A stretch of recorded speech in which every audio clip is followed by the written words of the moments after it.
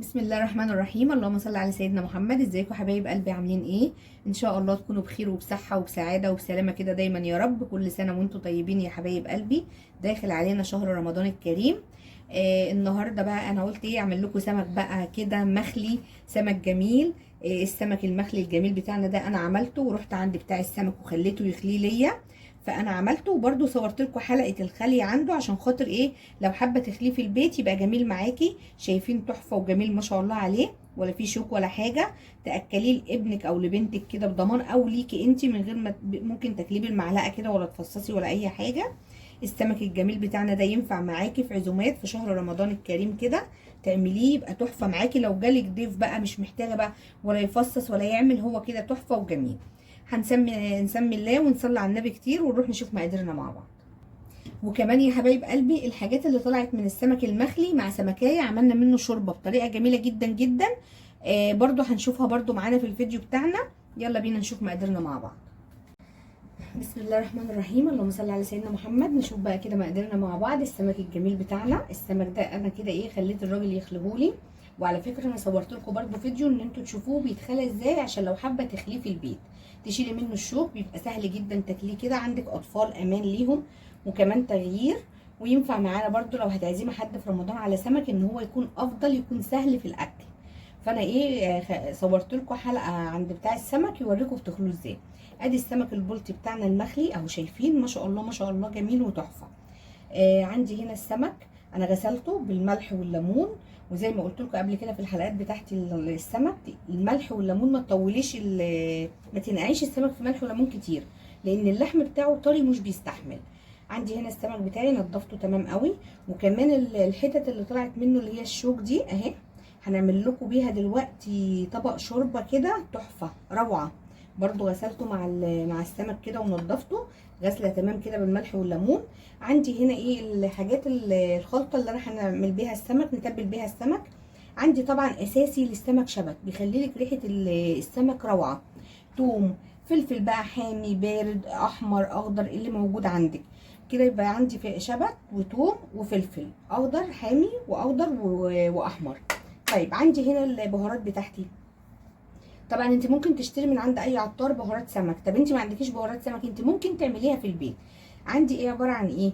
اول حاجه كركم، كمون بما انه في سمك، بابريكا، معلقه صغيره فلفل اسود، ملح، حابه تضيفي شطه برده براحتك خالص.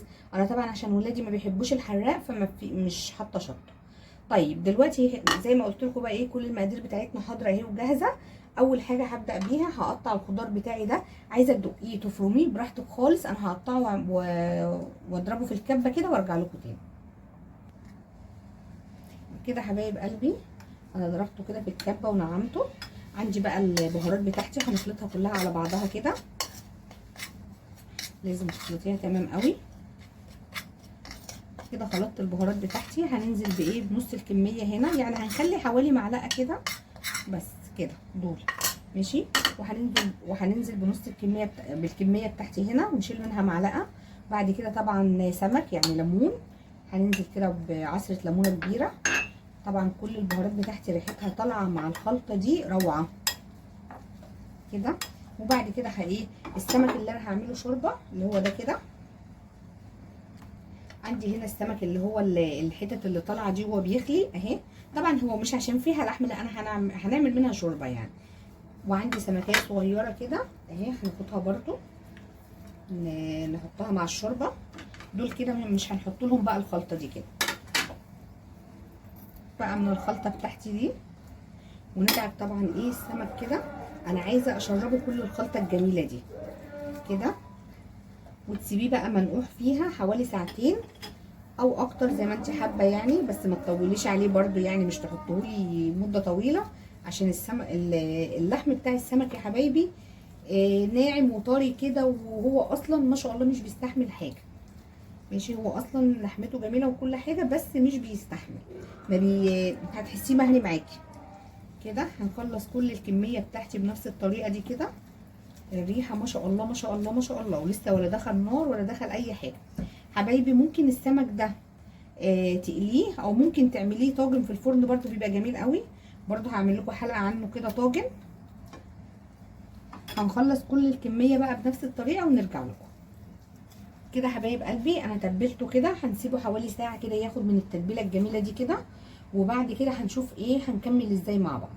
هنلفه وندخله التلاجة، وبعد ساعه يعني قبل ما نقليه كده هنطلعه ونوريكم النتيجه بتاعته، ونوريكم بقى ايه يكون شرب من التتبيله وهنقليه ازاي وهيكون شكله عامل ايه، وفي تريكات وخطوات كده هنكملها مع بعض ونعمل الشوربه بتاعتنا. حبايب قلبي الدقيق بقى اللي انا ايه هنعمل بيه السمك، هنعمل له الكفر بتاعه بيه، هننزل عليه بباقي البهارات بتاعتي اللي هي عباره عن ايه اللي احنا حطينا منها للسمك، كمون، بابريكا، كركم، ملح، فلفل اسود، حابه تضيفي شطه زي ما قلت لك براحتك خالص عشان يطلع جميل معانا ومقربش. معلقه من النشا، وهننزل كمان بايه بنص معلقه او اقل من نص معلقه بيكنج باودر، كيك شيف، اي حاجه موجوده عندك يعني. بصوا حبه صغيرين كده ما تكتريش منه يعني، ماشي. وهنخلط كل البهارات بتاعتي دي كده مع الدقيق. اولا هيديله طعم وهيديله لون جميل جدا. يبقى انا كده بصوا جهزت السمك بتاعي في مفيش ثواني. ممكن تعمليه في رمضان لو انت شغاله، تحطيه في التلاجة وتجهزيه من قبلها وما مش هياخد معاكي ثواني، ماشي كده حبايب قلبي. هناخد السمك بتاعي، طبعا انا خلاص كده هقليه، هحطه في الدقيق مع الخلطه اللي احنا حاطينها. طبعا احنا حاطين للدقيق البهارات اللي احنا مبهرينها بيه، هتخلي لك السمكيه دي روعه وجميله وتحفه، حاجه كده فاخر من الاخر زي ما بيقولوا. جميل السمك بتاعنا ده وهيطلع معاكي تحفه قوي قوي، ماشي. طيب هنعمل ايه بقى؟ هنبطنه كله بالدقيق كده وهنحطه طبعا في الطبق، وبعد كده هنكمل مع بعض.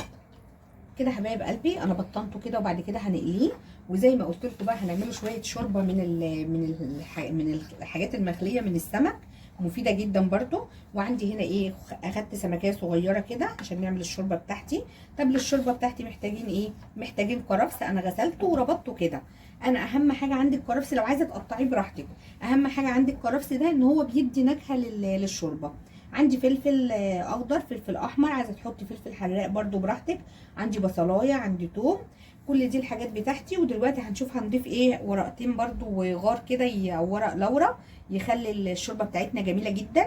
برضو عايزه تحطي حبهان براحتك خالص، هنضيف الحبهان والورق اللورا. دلوقتي انا دلوقتي عندي ميه بتغلي على النار، هناخد بقى هنضيف الحاجات بتاعتي دي كده.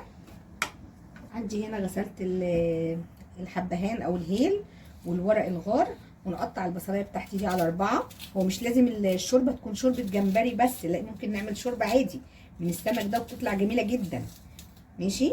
اهو البصل بتاعي هناخده بقى ونروح كده ايه نشوف الميه بتاعتنا ونشوف هنمشي خطواتنا مع بعض ازاي. كده حبايب عندي حبايب قلبي لازم الميه كده تكون بتغلي. هننزل بقى بالحاجات الجميله بتاعتي، الكرفس والفلفل الالوان والفلفل والثوم والبصل وورق الغار والحاجات اللي احنا قلنا عليها. هننزل بقى كده على طول على هننزل بيهم كده. طبعا حابه تقطعي الكرفس براحتك خالص.